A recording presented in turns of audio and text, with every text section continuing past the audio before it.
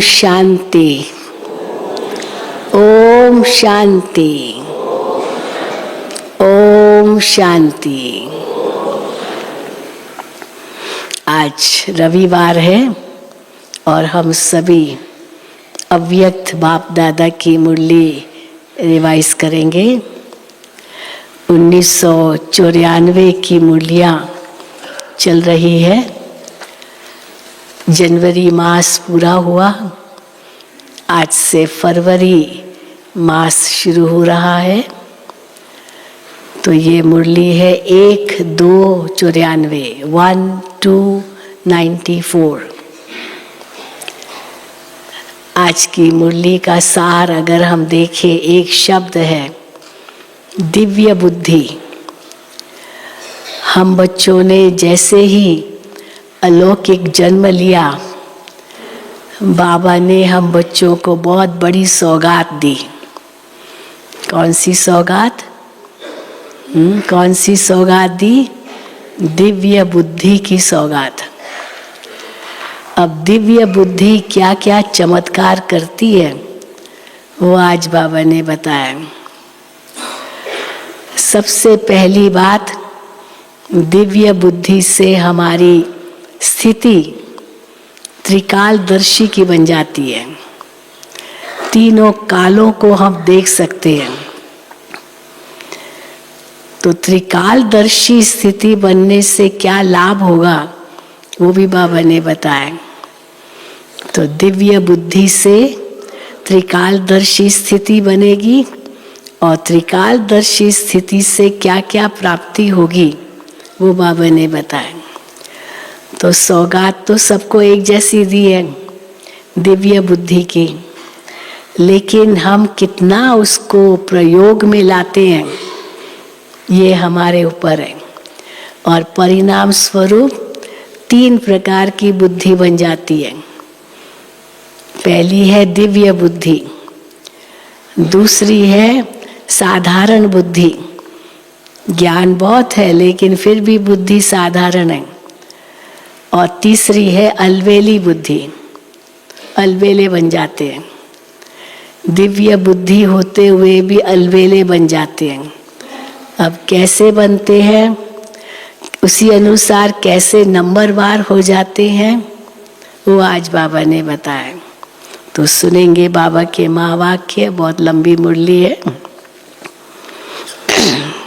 आज 26/3/2023 है, 26/3/23, और ये मुरली है 1294 की। त्रिकालदर्शी स्थिति के श्रेष्ठ आसन द्वारा सदा विजयी बनो और दूसरों को शक्ति का सहयोग दो। त्रिकालदर्शी स्थिति कैसे बनेगी? दिव्य बुद्धि से। और त्रिकालदर्शी स्थिति क्या है वो बाबा ने बताई है। तो त्रिकालदर्शी स्थिति के श्रेष्ठ आसन द्वारा सदा विजयी बनो और दूसरों को शक्ति का सहयोग दो। आज त्रिकालदर्शी बाप दादा अपने सर्व मास्टर त्रिकालदर्शी बच्चों को देख रहे हैं। बाबा के सामने बच्चे कौन बैठे हैं? मास्टर त्रिकालदर्शी। त्रिकालदर्शी बनने का साधन बाप दादा ने हर एक बच्चे को क्या दिया है? कैसे बन सकते हैं त्रिकालदर्शी? तो हर बच्चे को दिव्य बुद्धि का वरदान व ब्राह्मण जन्म की विशेष सौगात दी है, दिव्य बुद्धि। क्योंकि दिव्य बुद्धि द्वारा ही बाप को, दिव्य बुद्धि से क्या क्या पाया? दिव्य बुद्धि द्वारा ही बाप को, अपने आप को और तीनों कालों को स्पष्ट जान सकते हो। दिव्य बुद्धि तथा याद द्वारा ही सर्व शक्तियों को धारण कर सकते हो। दिव्य बुद्धि के साथ बाबा की याद है तो फिर सर्व शक्तियों को धारण कर सकते हो। इसलिए पहला वरदान है दिव्य बुद्धि। पहली सौगात कहो, गिफ्ट कहो, वरदान कहो जो बाबा से हमें मिलता है ब्राह्मण जन्म पाकर, वो है दिव्य बुद्धि। ये वरदान बाप दादा ने सर्व बच्चों को दिया है, लेकिन इस वरदान को प्रत्यक्ष जीवन में नंबरवार कार्य में लगाते हो। दिव्य बुद्धि रूपी वरदान को नंबरवार कार्य में लगाते हो प्रत्यक्ष जीवन में। दिव्य बुद्धि त्रिकालदर्शी स्थिति का अनुभव कराती है।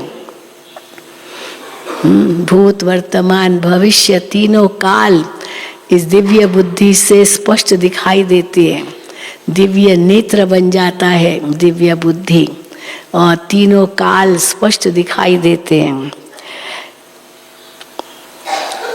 चारों ही सब्जेक्ट्स धारण करने का आधार भी दिव्य बुद्धि है। ज्ञान, योग, धारणा, सेवा, चारों सब्जेक्ट्स को धारण करने का भी आधार दिव्य बुद्धि है। चारों ही सब्जेक्ट्स को सभी बच्चे अच्छी तरह से जानते हैं, वर्णन भी करते हैं।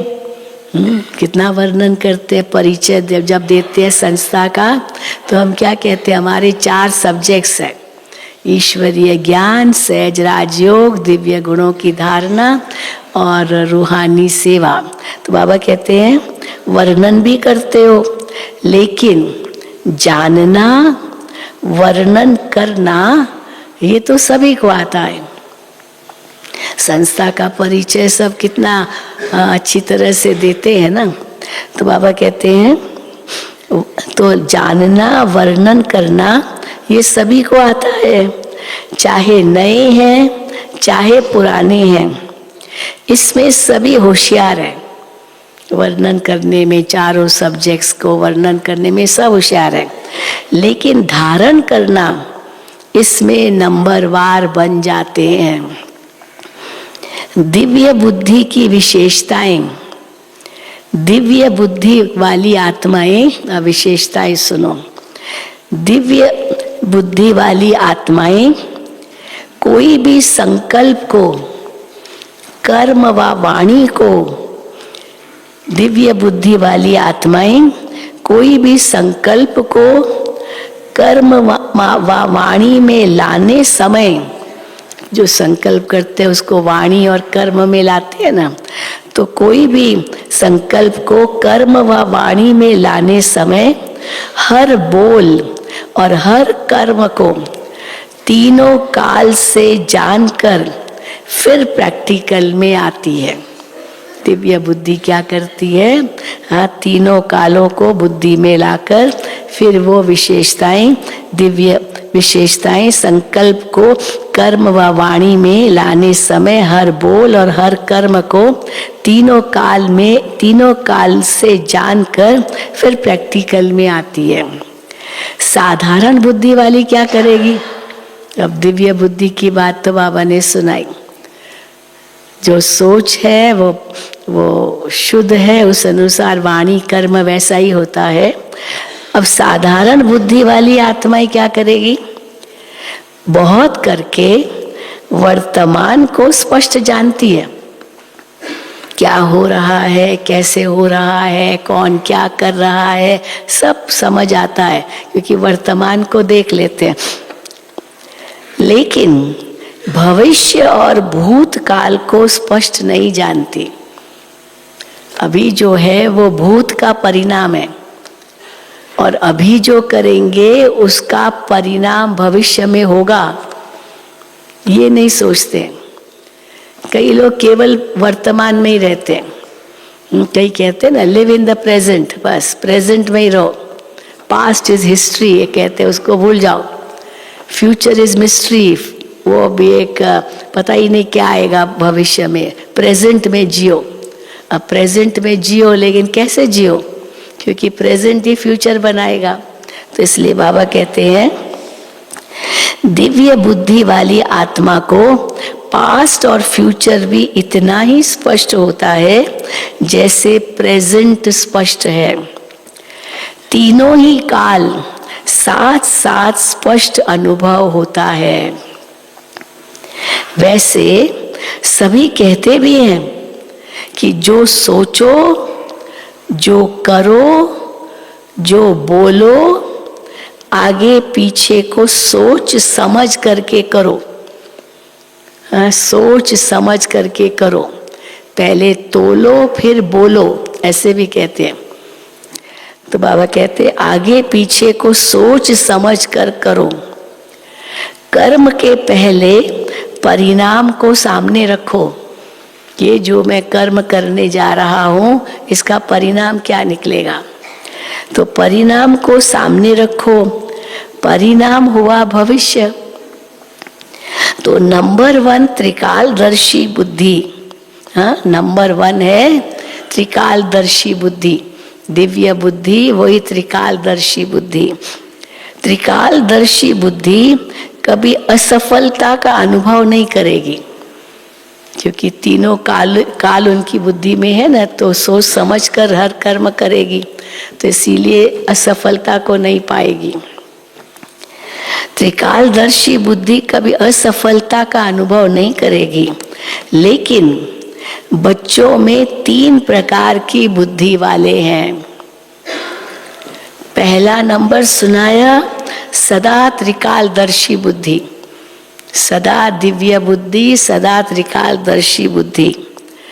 दूसरा नंबर कभी त्रिकालदर्शी और कभी एक कालदर्शी, ऐसे भी बन जाते हैं। एक काल केवल वर्तमान को ही देखते हैं, चलो अभी तो कर लो बाद में देखा जाएगा, ऐसे भी कई करते ना। तो बाबा कहते हैं दूसरा नंबर कभी त्रिकालदर्शी और कभी एक कालदर्शी।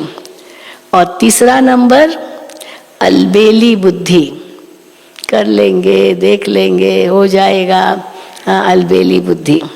जो सदा वर्तमान को देखते, सदा यही सोचते कि जो अभी हो रहा है या मिल रहा है वह चल रहा है, इसमें ही ठीक है।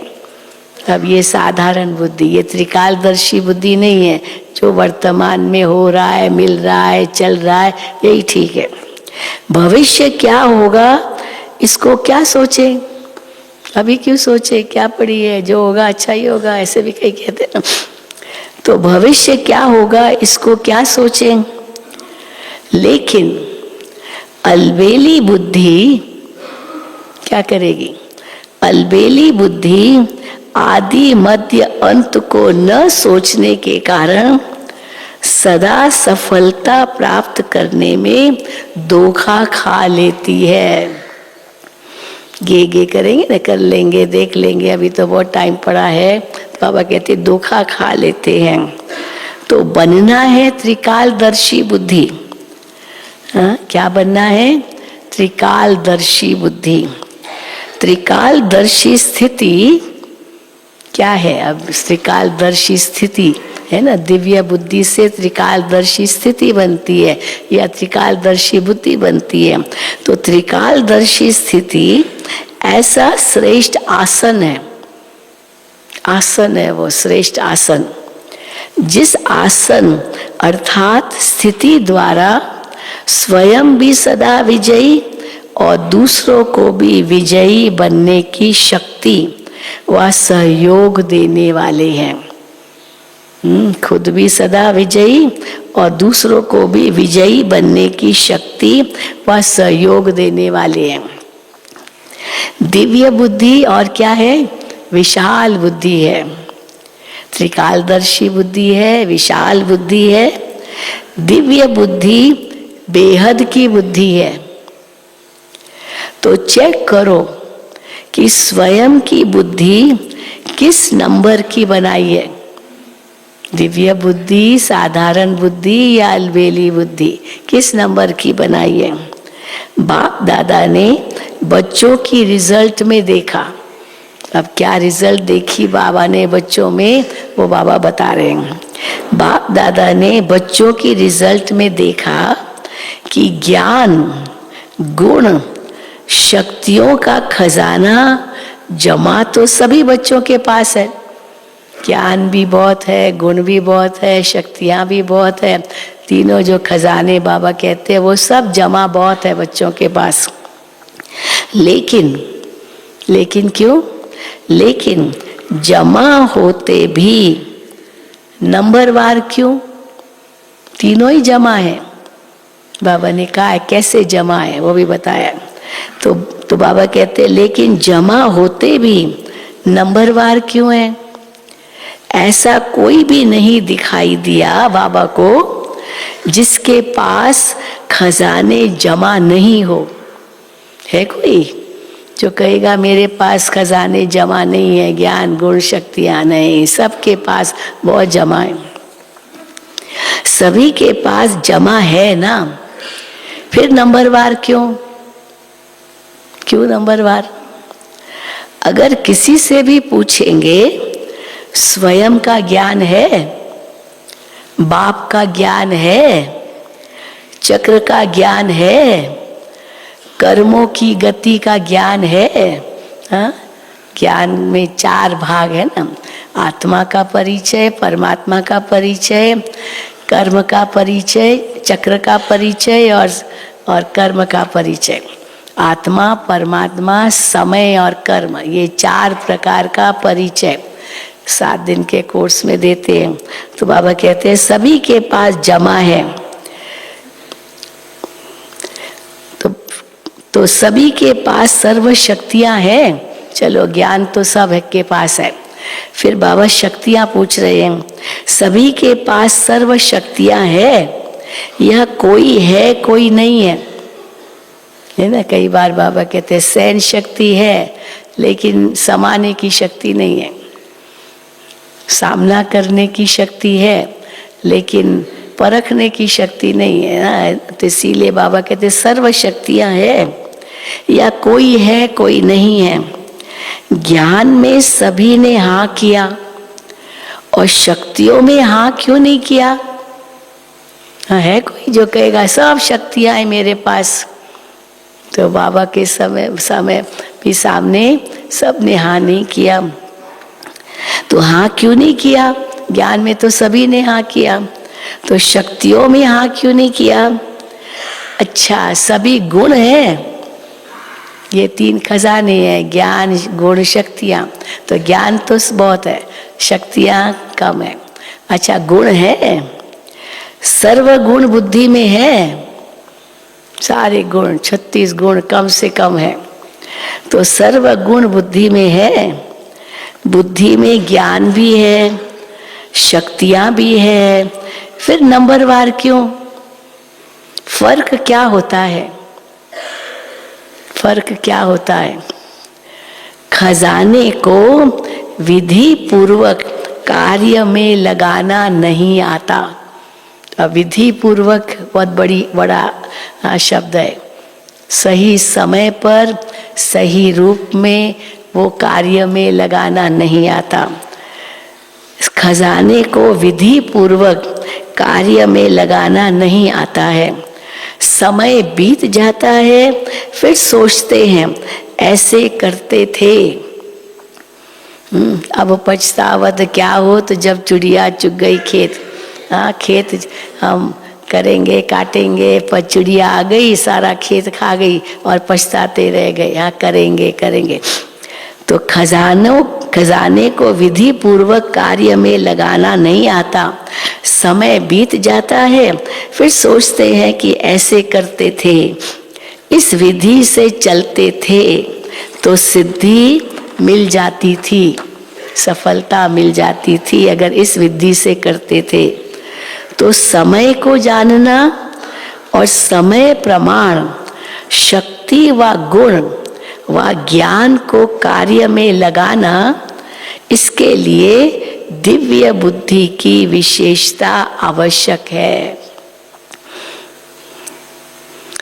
वैसे ज्ञान की पॉइंट्स तो बहुत सोचते रहते हो, ज्ञान का मंथन चिंतन कितना चलता है। तो ज्ञान की पॉइंट्स तो बहुत सोचते रहते हो, सुनाते भी रहते हो, कॉपियों में भी भरी हुई रहती है।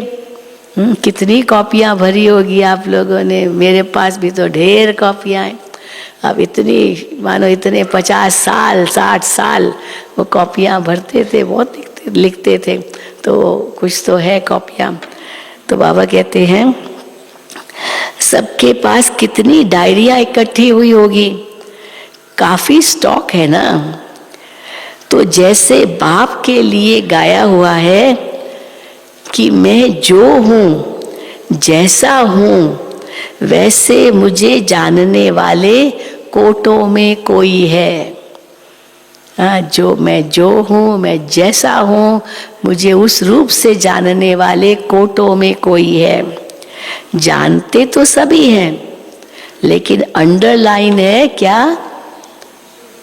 जानते सभी है, सब ने बाबा को पहचाना है, आत्मा को पहचाना है, या कर्मों को पहचाना है, चक्र को पहचाना है, लेकिन अंडरलाइन है जो हूँ जैसा हूँ। ये कौन सुना रहा है? कोई देहधारी नहीं सुना रहा। उस रूप से, उस निश्चय से सुनना, समझना और अमल में लाना। गीता में भी ऐसा ही है। अर्जुन को भगवान ने कितना ज्ञान दिया, लेकिन फिर भी प्रश्न ही प्रश्न, कैसे होगा, कैसे होगा, ये कैसे होगा, ये कैसे होगा। लेकिन अंत में जब अर्जुन समझ नहीं रहा था, क्योंकि मोह के वश था, तब भगवान ने उनको विराट रूप का साक्षात्कार कराया कि ये तुमको कौन बोल रहा है। और जब विराट रूप का साक्षात्कार किया तब समझ में आया कि ये मेरा मित्र नहीं सुना रहा, ये तो भगवान सुना रहे। तो बाबा की भी जो महावाक्य उनको कई इतना लाइटली लेते हैं, और भगवान के ये नहीं समझते, क्योंकि जो हूँ जैसा हूँ उसको उस रूप से नहीं समझते हैं।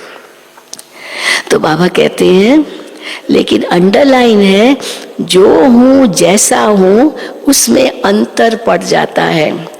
इसी रीति जैसा समय और जो ज्ञान की पॉइंट या गुण या शक्ति आवश्यक है वैसा कार्य में लगाना, इसमें अंतर पड़ जाता है सही, लेकिन समय पर वो कार्य में लगाना, जैसा चाहिए उस अनुसार लगाना, इसमें अंतर पड़ जाता है। और इसी अंतर के कारण नंबर बन जाते हैं। तो कारण समझा नंबरवार बनने का कारण? एक तो समय प्रमाण विधि का अंतर पड़ जाता है, दूसरा कोई भी कर्म व संकल्प त्रिकालदर्शी बन नहीं करते।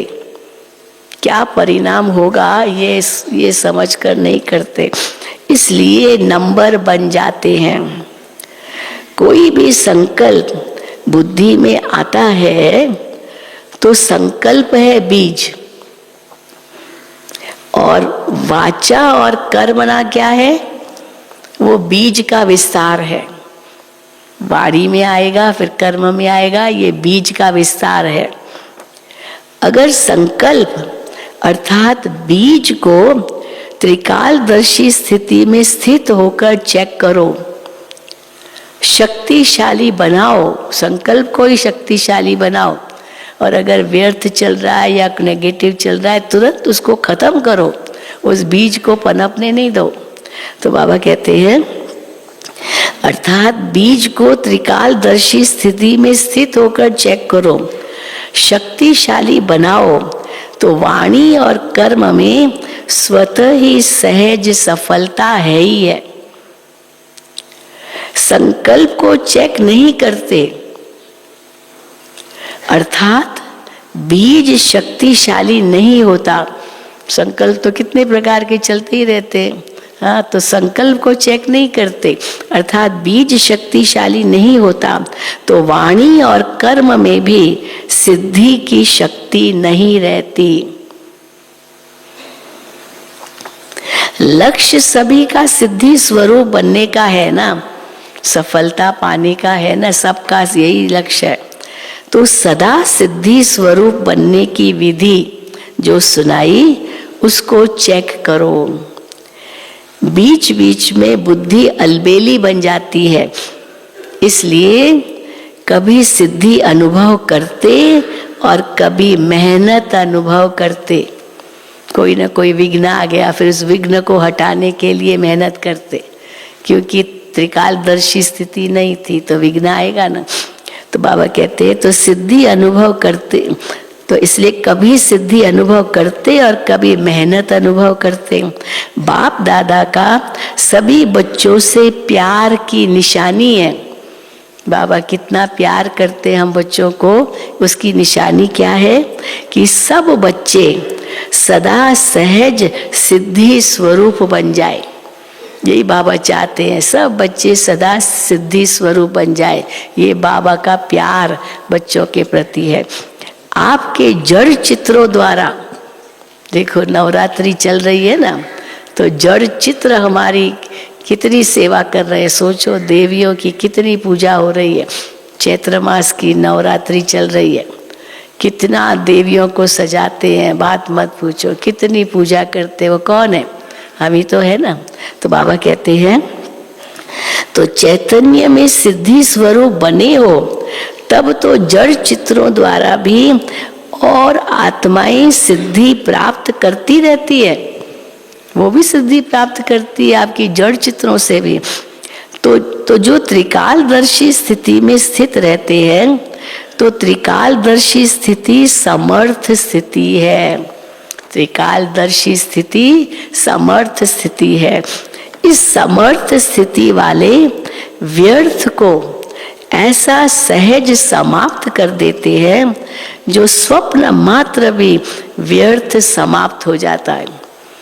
ना केवल सोच में नहीं पर स्वप्न में भी नहीं, वो व्यर्थ समाप्त हो जाता है। अगर त्रिकालदर्शी बुद्धि द्वारा कर्म नहीं करते हैं तो व्यर्थ का बोझ बार बार ऊंचे नंबर में अधिकारी बनने नहीं देता। तो दिव्य बुद्धि का वरदान सदा हर समय कार्य में लगाओ।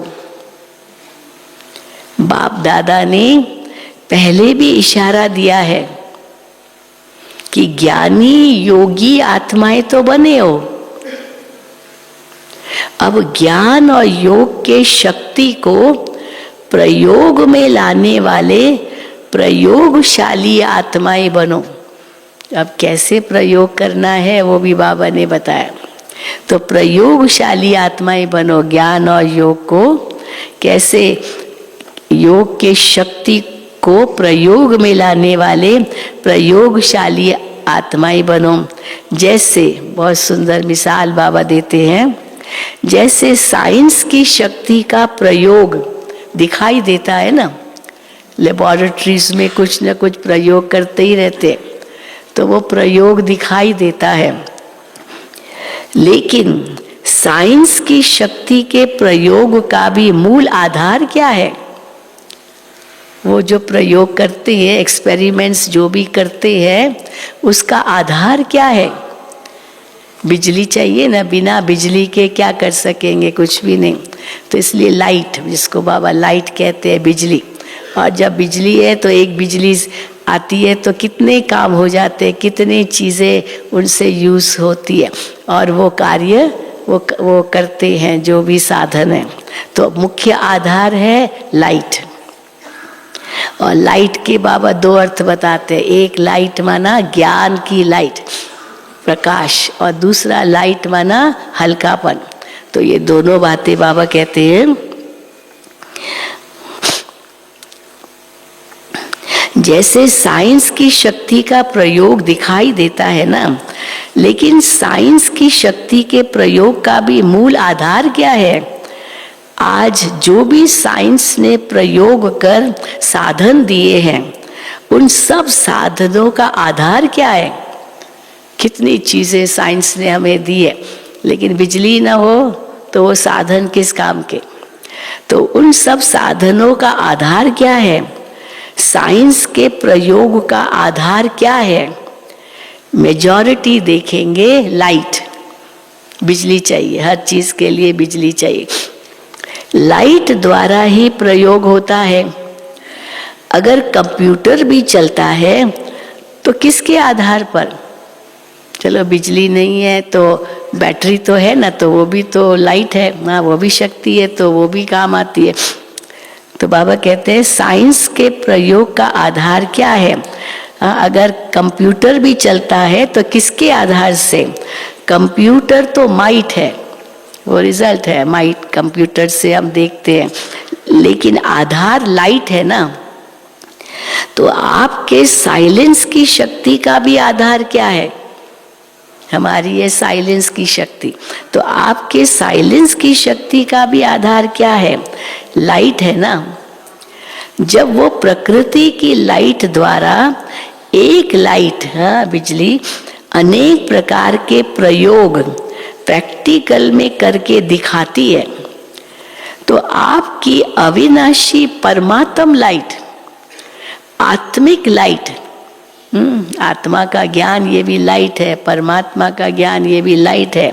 तो आत्मिक लाइट, परमात्मा लाइट, और साथ साथ प्रैक्टिकल स्थिति लाइट, हल्के और प्रैक्टिकल स्थिति लाइट, तो उससे क्या नहीं प्रयोग हो सकता है?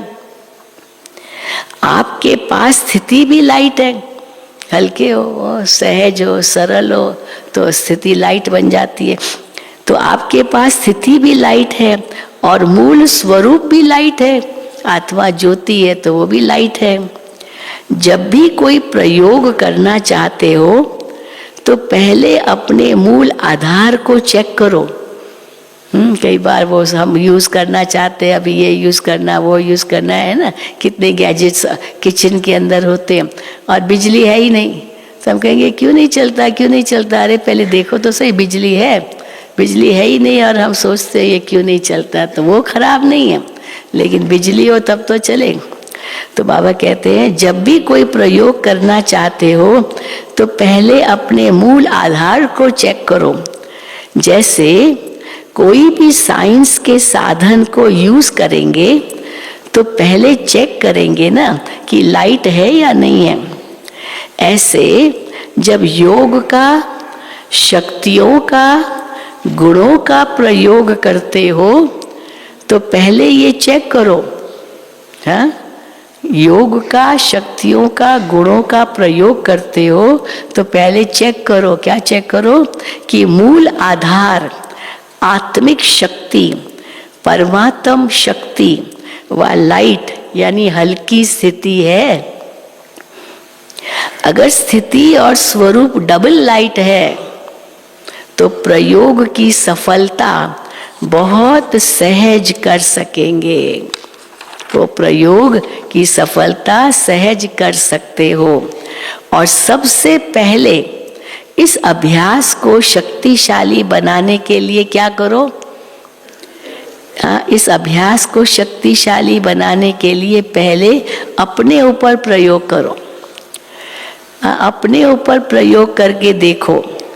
हर मास व हर 15 दिन के लिए कोई न कोई विशेष गुण व कोई न कोई विशेष शक्ति का स्व प्रति प्रयोग करके देखो। बाबा ने उदाहरण भी दिया है, तो स्व प्रति पहले वो प्रयोग करके देखो, वो गुण या शक्ति का। कोई भी पेपर आया तो अपने ऊपर प्रयोग में चेक करो ना, तो विशेष शक्ति का स्व प्रति प्रयोग करके देखो। क्योंकि संगठन में वह संबंध संपर्क में पेपर तो आते हैं। मारो मारो, झुको झुको, सिक्को सिक्को, हाँ दादियाँ कहती थी। तो बाबा कहते पेपर तो आते हैं संगठन में, भिन्न भिन्न संस्कार स्वभाव वाले। हाँ, तो इसीलिए सब आपकी तरह तो नहीं सोचेंगे, और जो वो सोचते हैं वो आप नहीं सोचेंगे, तो थोड़ा संस्कारों का टक्कर भी होता है। तो बाबा कहते हैं चेक करो, कोई भी पेपर आया लेकिन जो शक्ति व जो गुण का प्रयोग करने का लक्ष्य रखा उसमें कहाँ तक सफलता मिली। और कितने समय में सफलता मिली। अब क्या उदाहरण बाबा देते हैं, फिर साइंस का भी उदाहरण है।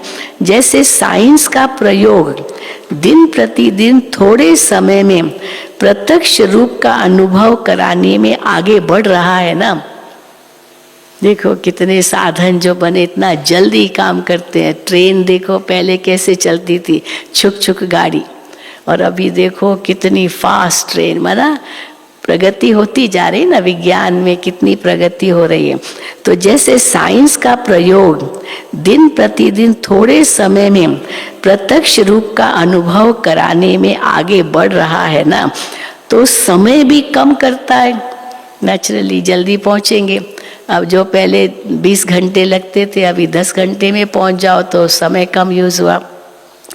तो समय भी कम करते जाते हैं।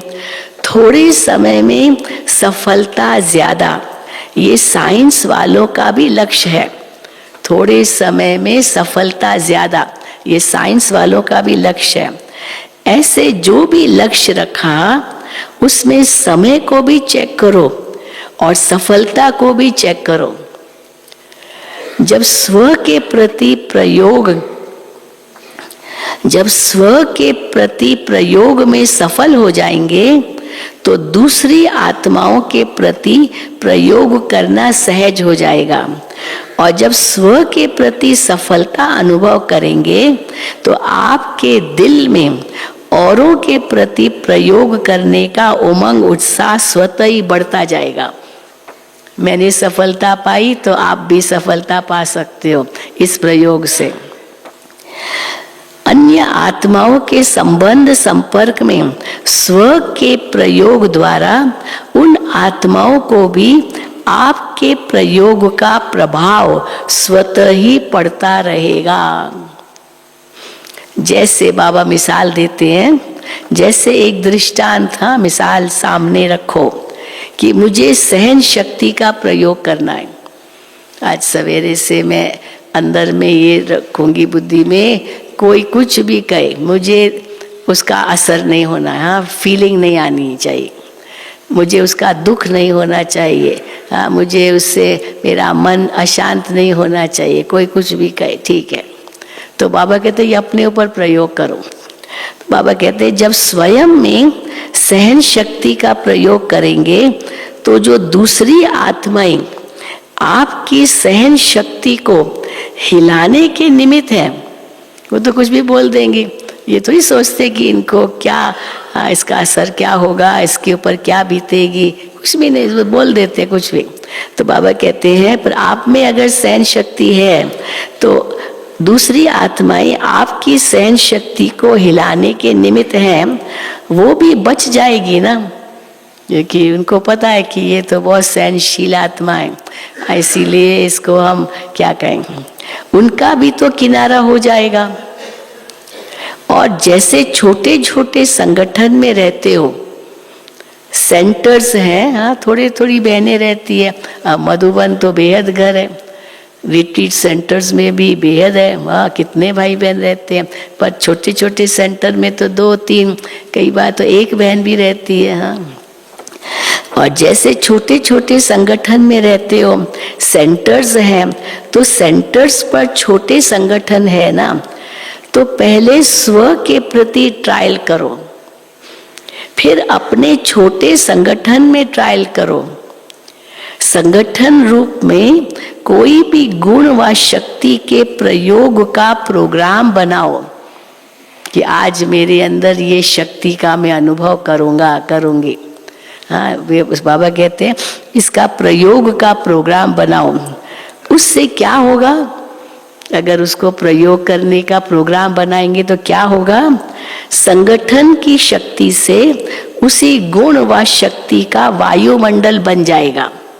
दूसरे में भी सहन शक्ति आएगी, क्योंकि आप में सहन शक्ति है, तो वो उस गुण व शक्ति का वायुमंडल बन जाएगा।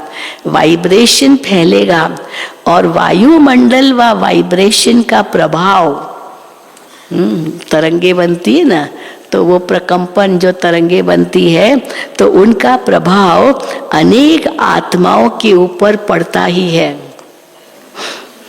तो ऐसे प्रयोगशाली आत्माएं बनो। पहले स्वयं में संतुष्टता का अनुभव करो।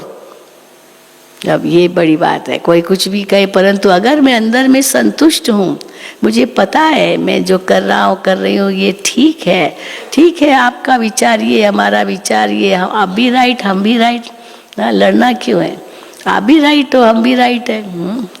तो इसीलिए जैसे साइंस के कोई भी साधन, तो पहले स्वयं में संतुष्टता का अनुभव करो, फिर औरों में सहज हो जाएगा, क्योंकि विधि आ जाएगी कैसे संतुष्ट रहना है।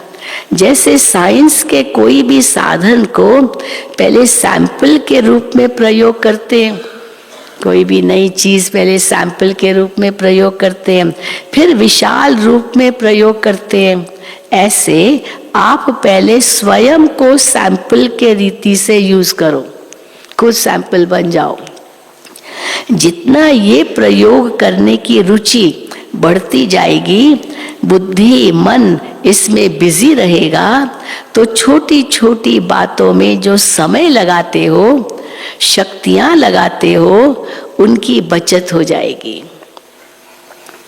सहज ही अंतर्मुखता की स्थिति अपनी तरफ आकर्षित करेगी, अंतर्मुखी बन जाएंगे सहज।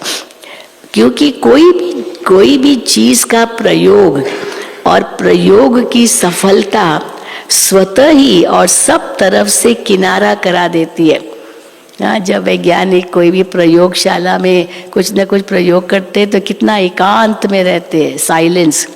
तो हम बाबा कई बार कहते हैं ना, साइंस का भी आधार साइलेंस है। वो अगर साइलेंस में रह करके प्रयोग न करे, आवाज हो, तो वो प्रयोग सफल भी ना हो। तो बाबा कहते हैं क्योंकि कोई भी चीज का प्रयोग और प्रयोग की सफलता स्वतः ही और सब तरफ से किनारा कर देती है। ये प्रयोग तो सभी कर सकते हो ना, अंतर्मुखी बन जाओ। कि यह ये मुश्किल है। इस वर्ष प्रयोगशाली आत्माएं बनो, प्रयोगशाली आत्माएं बनो। समझा क्या करना है, और हर एक स्वयं के प्रति प्रयोग में लग जाएंगे तो क्या होगा, हर एक अपने ऊपर ही प्रयोग करने लग जाएगा तो क्या होगा, तो प्रयोगशाली आत्माओं का संगठन कितना पावरफुल बन जाएगा। वो संगठन की किरणें अर्थात वाइब्रेशंस बहुत कार्य करके दिखाएगी। इसमें सिर्फ दृढ़ता चाहिए, बस मुझे पहले अपने ऊपर करना है, ये दृढ़ता लाओ, कुछ भी हो जाए मुझे असफल नहीं होना है। इसमें सिर्फ दृढ़ता चाहिए, मुझे करना ही है। दूसरों के अलबेलेपन का प्रभाव नहीं पड़ना चाहिए। वो अमृत वेला नहीं उठता है इसलिए चलो मैं भी सो जाता हूँ, तो वो तो अलबेला है, पर मैं भी अलबेला हो जाऊं नहीं ना। तो बाबा कहते हैं दूसरों के अलबेलेपन का प्रभाव नहीं पड़ना चाहिए, आपकी दृढ़ता का प्रभाव औरों पर पड़ना चाहिए, न कि उनके अलबेलेपन का प्रभाव आप पर। आपकी दृढ़ता का प्रभाव औरों पर पड़ना चाहिए, क्योंकि दृढ़ता की शक्ति श्रेष्ठ है। कि कौन सी शक्ति श्रेष्ठ है, दृढ़ता की शक्ति श्रेष्ठ है या अलबेलेपन की शक्ति श्रेष्ठ है? कौन सी शक्ति श्रेष्ठ है? दृढ़ता की शक्ति। बाप दादा का वरदान है, जहाँ दृढ़ता है वहाँ ही सफलता है। सफलता है ही है, नो डाउट। जहाँ दृढ़ता है वहाँ सफलता है ही है। तो क्या बनेंगे?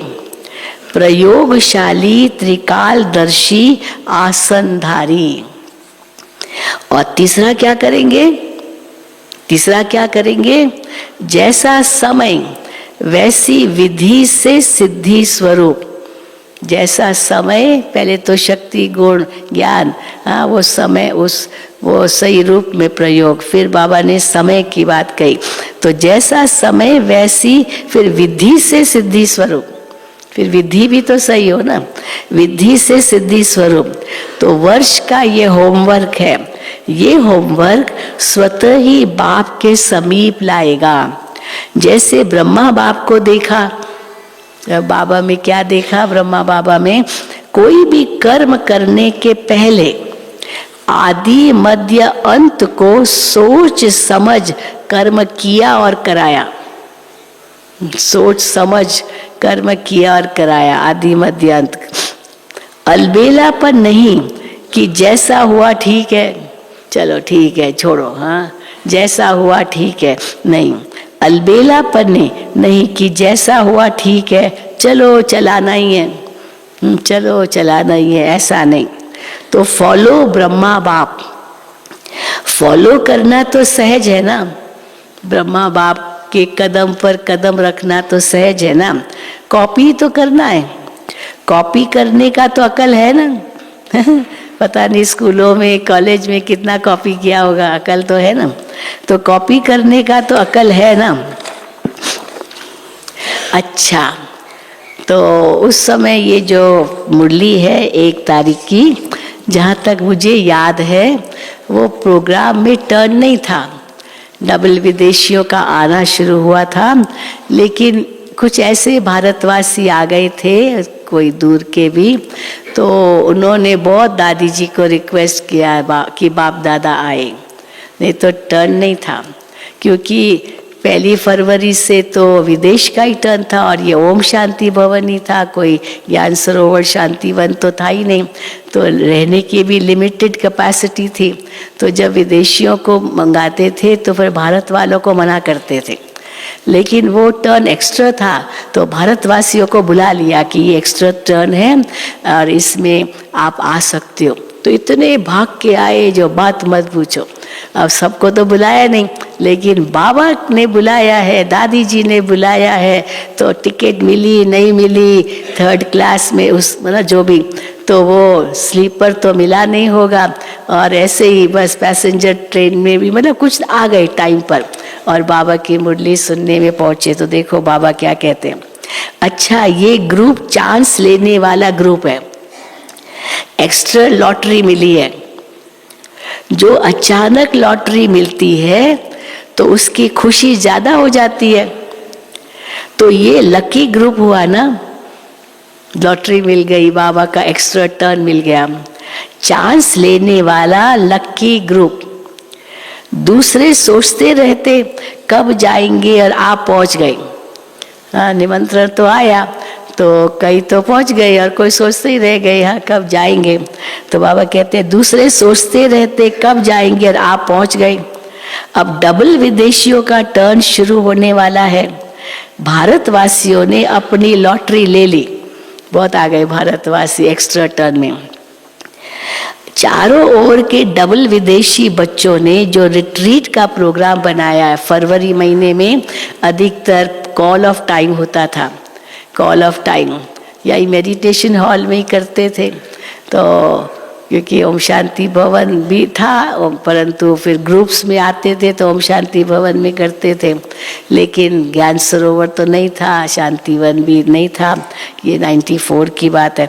तो बाबा कहते हैं तो कॉल ऑफ टाइम का प्रोग्राम शुरू हुआ था, उसमें तो बाबा कहते हैं चारों ओर के डबल विदेशी बच्चों ने जो रिट्रीट का प्रोग्राम बनाया है उसमें मेहनत अच्छी की है, या हो सकता है पीस ऑफ माइंड का प्रोग्राम रखा होगा विदेशियों का।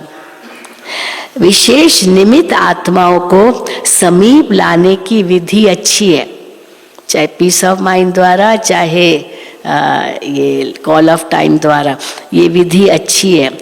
और जितना हिम्मत रख आगे बढ़ते रहते हो उतनी सफलता हर वर्ष श्रेष्ठ से श्रेष्ठ मिलती रही है, ऐसे अनुभव होता है ना। कोई समय था जब निमित्त विशेष आत्माओं से संपर्क करना भी मुश्किल लगता था, किसी वीआईपी आत्मा से संपर्क करना भी मुश्किल लगता था। प्राइम मिनिस्टर, प्रेसिडेंट तो छोड़ो, हाँ कोई ऐसे भी कोई वीआईपी से संपर्क करना मुश्किल होता था, मुश्किल लगता था। और अभी क्या लगता है, जितना सोचते हो उससे और ही ज्यादा आते हैं ना। अब लिमिट उनको देते हैं क्योंकि पांडव भवन तो छोटा है, इतनी तो कैपेसिटी है नहीं, तो हम उनको लिमिट देते थे इतने ही आवे, पर जितनी आप लिमिट दो उससे ज़्यादा ही आते हैं। तो बाबा कहते हैं जितना सोचते हो उससे और ही ज़्यादा आते हैं ना, तो ये हिम्मत का प्रत्यक्ष फल है। अभी शांतिवन में वहाँ ये जो मानसरोवर में शिविर रखी थी, पूना के को टर्न दिया था क्योंकि उनकी बहुत डिमांड थी। अब उनको दिया कि 500, क्योंकि वो मानसरोवर का हॉल इतना ही है, 500 से ज़्यादा बैठ नहीं सकते, लेकिन 500 क्या 700 आ गए। और वो टीचर कह रही थी 900 भी आ सकते थे, हमने रोका, आने को तैयार है। एक ने कितनों को तैयार किया, तो कहाँ बैठेंगे, हॉल तो छोटा है मानसरोवर का, डायमंड हॉल तो नहीं है, तो फिर बाहर बालकनी में कैसे वहाँ बिठाया और वहाँ पर स्पीकर लगाए और वहाँ सुना, ऐसे भी। तो बाबा कहते हैं जितना सोचते हो उससे और ही ज्यादा आते हैं ना, तो ये हिम्मत का प्रत्यक्ष फल है। भारत में भी संपर्क बढ़ता जाता है। पहले आप निमंत्रण देने की मेहनत करते थे और अभी स्वयं आने का ऑफर करते, और ही कहते आपने हमको क्यों नहीं बुलाया है, ऐसे भी कहते स्वयं आने का ऑफर करते हैं। फर्क पड़ गया है ना। वो कहते हैं हम चले और आप कहते हो नंबर नहीं है, बस इतने ही आ सकते, इससे ज़्यादा नंबर नहीं दे सकते हम, इसलिए अभी नहीं, नेक्स्ट टर्न। तो वो कहते हम चले और आप कहते हो नंबर नहीं है। ये है हिम्मत बच्चे, मदद बाप का प्रत्यक्ष स्वरूप। अच्छा, मुरली इतनी है।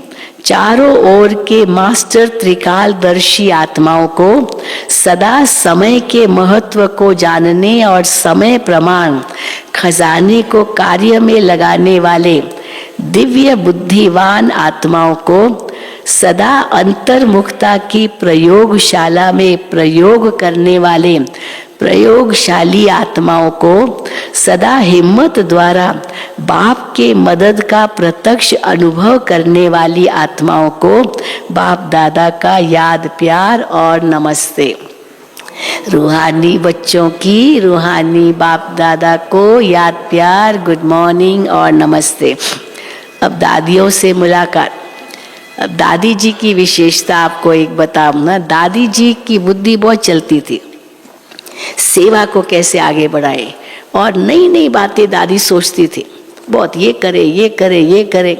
फिर दादी मधुबन वालों को बुलाती थी, देखो बाबा की जैसे टचिंग आई है दादी को, आप लोग बताओ ये हम करें या नहीं करें।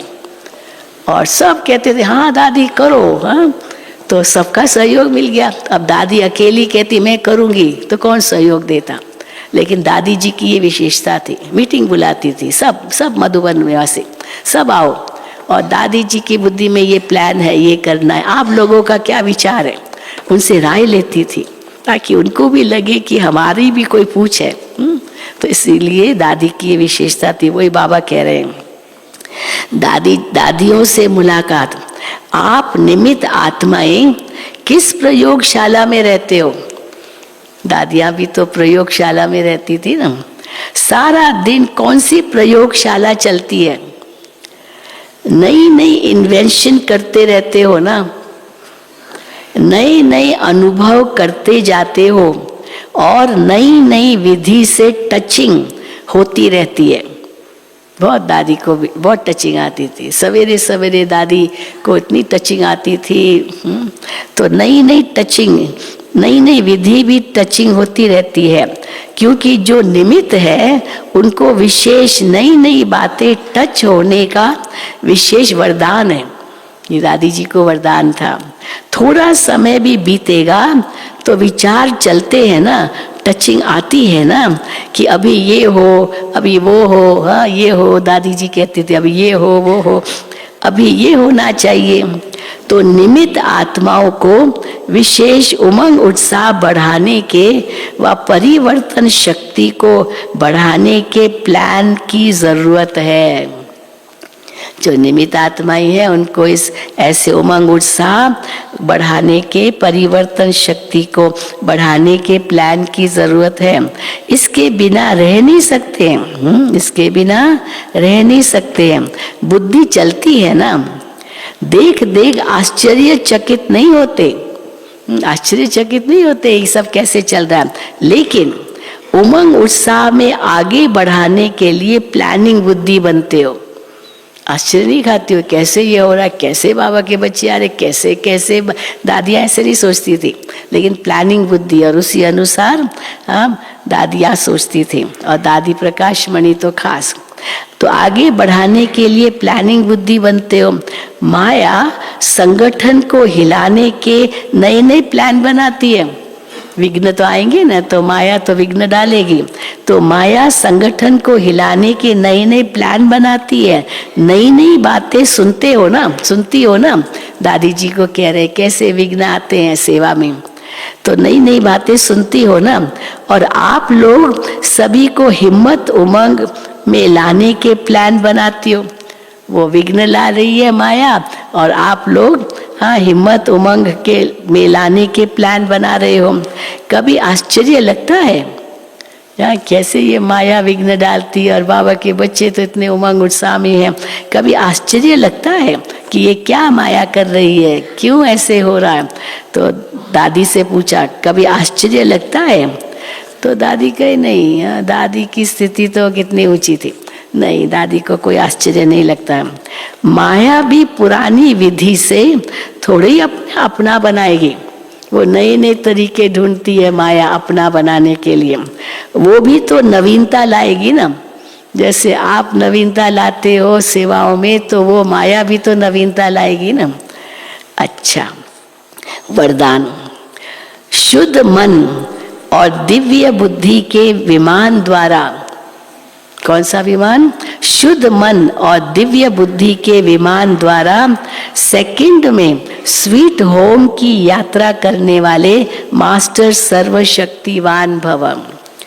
साइंस वाले फास्ट गति के यंत्र निकालने का प्रयत्न करते हैं, उसके लिए कितना खर्चा करते हैं, कितना समय और एनर्जी लगाते हैं, लेकिन आपके पास इतनी तीव्र गति का यंत्र है। कौन सा है हमारे पास तीव्र गति का यंत्र, जो बिना खर्च के सोचा और पहुंचा, बिना खर्च के सोचा और पहुंचा।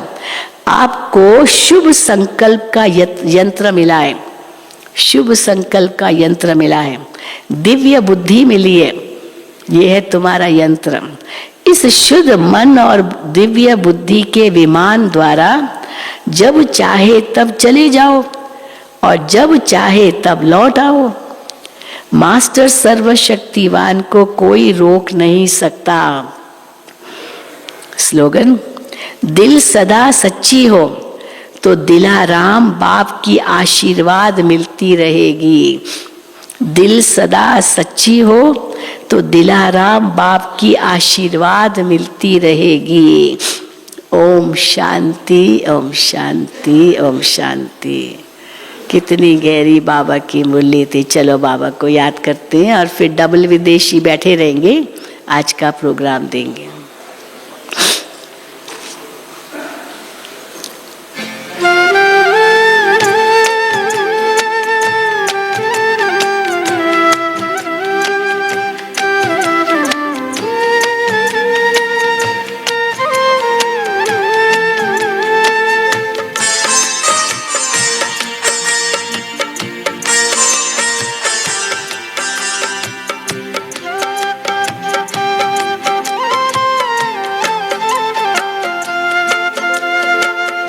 सागर से गहरा है प्यार तुम्हारा, सागर से गहरा है प्यार तुम्हारा।